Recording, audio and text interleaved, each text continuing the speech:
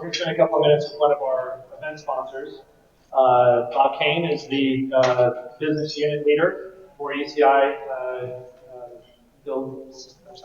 ECI Software Solutions. ECI Software Solutions. I know it's a software company. I know that. We're actually also co-builders actually doing a trade contractor survey with ECI sometime later this quarter, I think. Yep. So we're excited about that. But we thought we'd spend a few minutes with Bob talking about really kind of the challenges and the pain points and the way that he and his team approach the construction market. So have a seat. Let's kind of chat.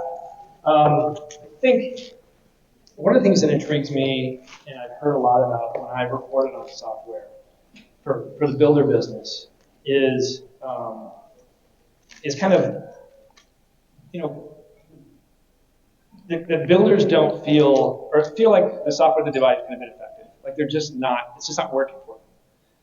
And when we survey them and talk to them, they tell me, we don't get a lot of support, we don't get, a lot of it's just not for us. We can't make it work. But I'm of the mind that the builder has to bring them things to the table too. That software is not a panacea. It's not going to solve all your problems. You've got to have some other things in place. What is kind of what's the number one thing that a customer of yours can do to make sure that not just your software, but any kind of technology has a good chance of succeeding and being what they need it to be? Yeah, it's a good question. So first thing is one size doesn't fit all, right? So make sure that the software makes sense for your business. And the other thing is it really comes down to leadership.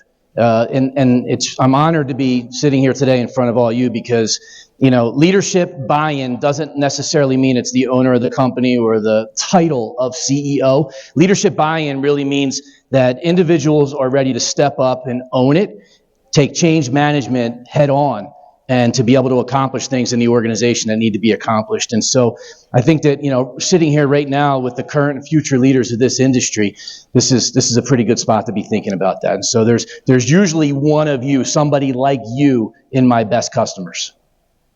That's great. So I know you've got a suite of products that you have for different disciplines of the industry. How do you and your development team kind of make sure that those software products hit those marks? Are segment specific or builder specific? Because we hear again some talk like, well, it's builder specific, but it's not specific enough for me. So a lot of the products that we have, the majority of the products that we have in our space came in through acquisition. And at that point, the individual builder or the trade contractor actually developed the software. And so our job was to take it and support it and enhance it and take it to market. So that came along with a lot of expertise, and it came along with people who developed it for what you all do, exactly what the businesses do.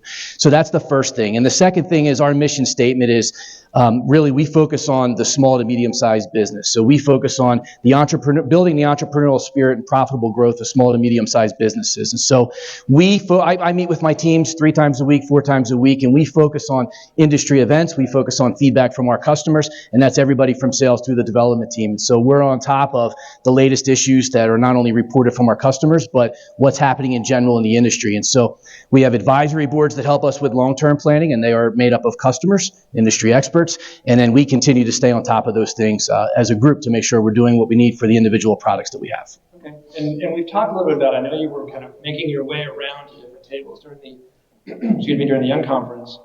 And I know at my table we were talking about, it was a leadership table, and we were talking about subcontractor relationships, labor trades, trying to kind of manage that issue. Talk to me about kind of what you have and how you're seeing that market.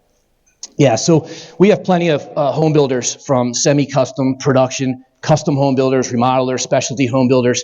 And so we're in those spaces very tightly. And another space that we're in is the subcontractor space. So the feedback that we hear from the majority of our home builder customers is that the greatest concern going into this year is labor cost, labor availability.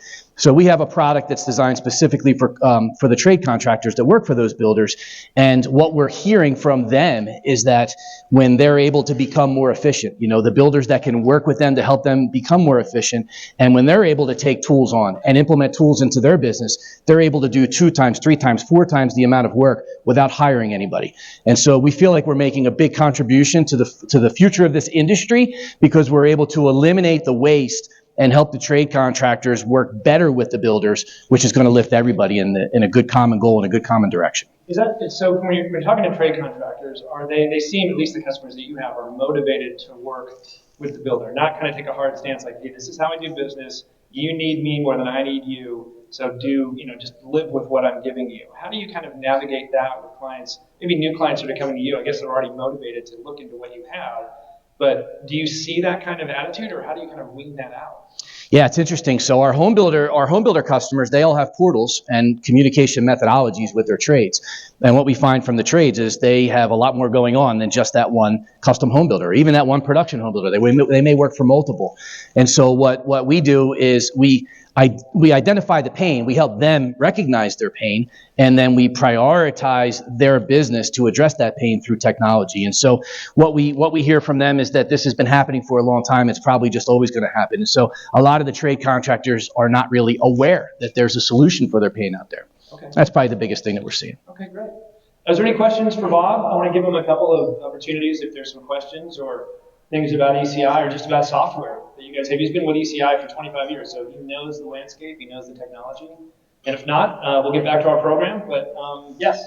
Hi. So I noticed on your handout you're actually featuring one of my trade partners that I use today.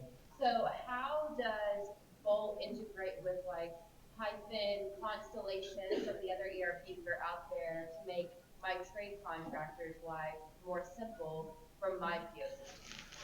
Very good question. So from a PO perspective, there are 12 to 15 different, we'll call them just systems. The systems that produce POs out there that home builders can use, there's quite a variety.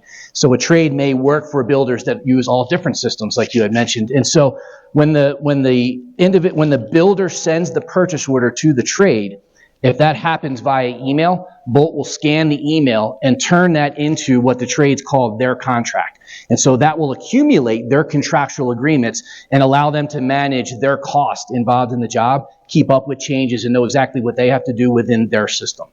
And then just in general, there's a way of being able to send scheduled dates in. There's a way to communicate back and forth with those scheduled dates to be able to stay on track. And the tool allows the trade contractor to work with their crews and really keep their crews aligned as well. Excellent. Yes. So I'm in the Minnesota market, and there's a lot of people using BuildTools. Our company included, but they have kind of maxed out capabilities. Oh. Wow. So we've been looking for another platform, but it's a big undertaking for any company to switch. And so I guess my question would be, that being one of the more popular platforms, how do you guys differ from them?